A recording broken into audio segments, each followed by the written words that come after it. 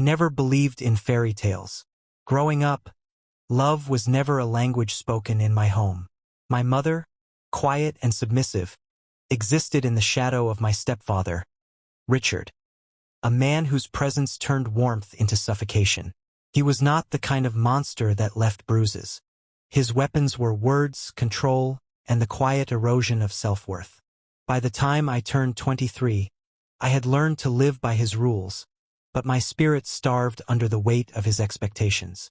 He dictated my choices, who I spoke to, how I dressed, and worst of all, whom I was allowed to love. The only place I found solace was in my best friend, Liam. Liam and I had been inseparable since high school. He was kind, sharp-witted, and as misunderstood by the world as I was. While I fought against Richard's authority, Liam battled a different kind of oppression. His family refused to acknowledge who he was, pressing him to marry, to be someone he could never be. One evening, sitting on the rooftop of our favorite coffee shop, we spoke of our futures, both trapped in lives that weren't our own. That's when the idea was born. What if we got married? Liam's voice was hesitant, but there was a spark of possibility in his gaze. A ridiculous thought, yet the more we spoke, the more it made sense. For Liam, it would silence his family's relentless pressure. For me, it was an escape, the simplest way to sever Richard's hold over me. The wedding was small, almost secretive. A courthouse, a couple of friends, and the promise of a partnership built on understanding rather than passion. I didn't need love, I needed freedom, and for a moment I believed I had one. But Richard wasn't a man who lost easily. At first, he was quiet, unsettlingly so. He didn't yell, didn't confront me directly. Instead, his silence stretched like a noose around my neck. Then came the passive-aggressive remarks, disguised as concern but laced with venom. "So, you married Liam?" He mused one evening when I visited my mother. "Strange, don't you think? A woman like you, rushing into something so unnatural." I clenched my fists but forced a smile. "Liam makes me happy," Richard chuckled, shaking his head. "We both know that's not true." I left that night feeling an unease I couldn't shake. Something in his voice, in the smug way he watched me, made my skin crawl.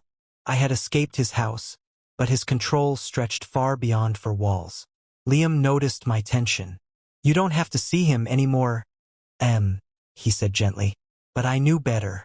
Richard wasn't finished with me. He never let go of what he believed was his, and I had just committed the ultimate betrayal. Richard didn't explode. He didn't shout or demand explanations. That would have been easier to handle. Instead, his disapproval slithered into my life like a slow-moving shadow, poisoning everything it touched. At first, it was subtle, carefully placed words meant to unnerve me. "You look tired, Emma. Marriage doesn't seem to suit you." His smile was thin, knowing.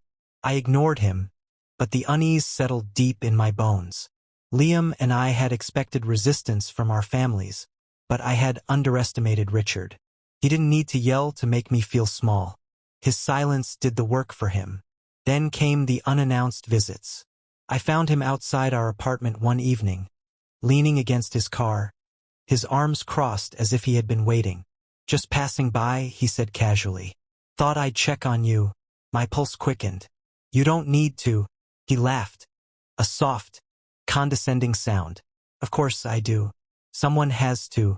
I shut the door before he could say more, but the encounter left a sour taste in my mouth. The next morning, Liam found our landlord in a heated discussion with Richard. Apparently, he had been asking questions about our lease, about our living arrangement. It wasn't concern, it was surveillance. Liam was furious. "He's trying to get under your skin," he said, pacing our tiny living room. "You can't let him." I wanted to believe I had control over the situation, but Richard wasn't just meddling. He was digging, searching for a weakness. Then he found one. My mother. She called late one night, her voice trembling. "Emma, I don't know what to do. Your stepfather. He's saying terrible things about you." A cold dread settled over me. "What kind of things?" "That Liam is using you. That your marriage is unnatural. He says he's trying to save you." I swallowed the lump in my throat. "And do you believe him?" Silence. a hesitation just long enough to shatter something inside me. "I don't know," she whispered. I wanted to scream, to demand why she always chose him over me, but I already knew the answer. Richard's influence ran deep. He had spent years making sure she doubted herself, and now he was doing the same to me. Days later, I received a message from an old coworker.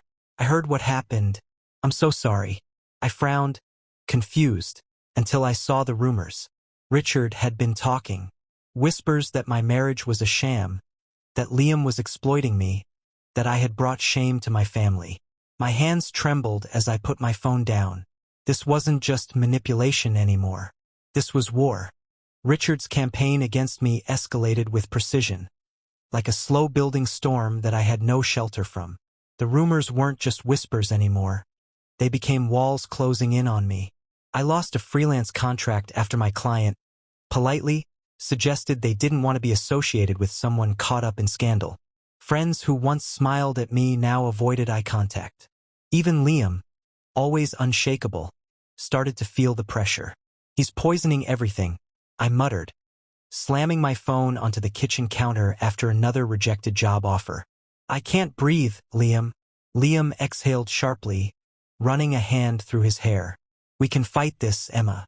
We have to." But fighting Richard was like punching fog. He was everywhere and nowhere at once, pulling strings from the shadows.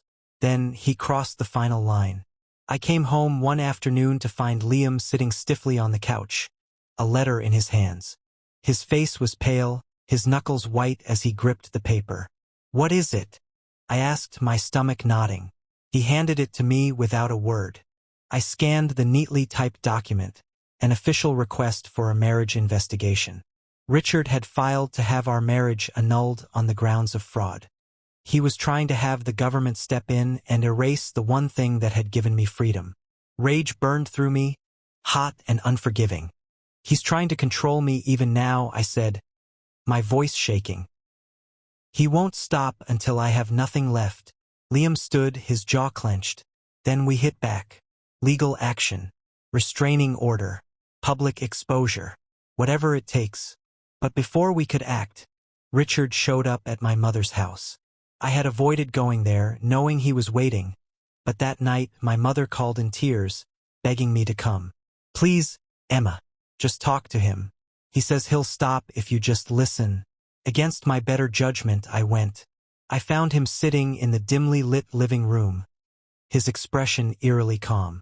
My mother stood beside him, wringing her hands, eyes darting between us like a trapped animal. "Emma," Richard said, leaning back in his chair, "you've been acting out of character. I just want to help." I folded my arms, refusing to sit. "By ruining my reputation? By filing to have my marriage erased?" His smirk was slow, deliberate. "It's not real, Emma. You and I both know that." Anger clawed up my throat. "You don't get to decide what's real for me," he sighed, shaking his head. "You're making a mistake." Then his voice dropped, dark and quiet. "And mistakes have consequences." A shiver ran down my spine. This wasn't concern.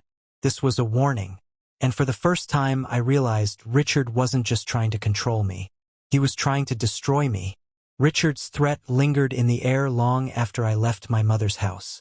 It followed me home, curled around my thoughts, and seeped into my dreams. But fear was no longer an option. He had spent years controlling me, shaping my world into something small and suffocating. I wouldn't let him win. The next morning, Liam and I took action. We met with a lawyer, laying out everything: Richard's manipulation, the harassment, the legal threats. Our attorney listened carefully, then leaned forward with a firm nod. "He's crossing legal boundaries. You can file a restraining order. And if he continues to interfere with your marriage, you have grounds to fight back." For the first time in weeks, I felt something like hope. That hope wavered when my mother called again. "He's furious, Emma," she whispered. "You need to drop this before it gets worse." I swallowed hard. "No, Mom. He needs to stop before it gets worse." Silence stretched between us. Then, so softly I almost missed it, she said, "I don't know how to leave him." The realization struck me like a physical blow. My mother was as trapped as I had been. Maybe more.